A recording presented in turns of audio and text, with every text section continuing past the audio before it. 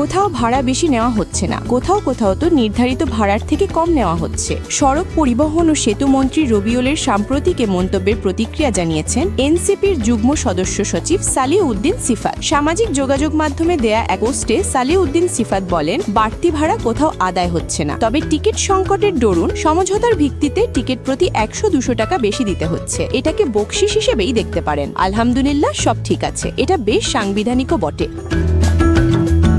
উল্লেখ্য, 2026 সালের ঈদুল ফিতর সামনে রেখে গণপরিবহনে রেকর্ড পরিমাণ অতিরিক্ত ভাড়া আদায় করা হচ্ছে, যেখানে 87% দূরপাল্লার বাস ও স্থানীয় পরিবহনে যাত্রীদের প্রায় 148 কোটি টাকা বাড়তি ভাড়া গুনতে হচ্ছে। যাত্রী কল্যাণ সমিতির মতে দূরপাল্লায় প্রতি টিকিটে গড়ে 350 টাকা এবং স্থানীয় বাসে 50 টাকা পর্যন্ত অতিরিক্ত ভাড়া নেওয়া হচ্ছে, যার প্রতিবাদ করায় হামলার ঘটনাও ঘটেছে। এবার ঈদে অতিরিক্ত ভাড়া আদায়ে গত 20 বছরের রেকর্ড ভাঙতে চলেছে দূরপাল্লার রুটে। বাসে সাধারণ ভাড়ার চেয়ে প্রায় 87% বেশি ভাড়া আদায় করা হচ্ছে।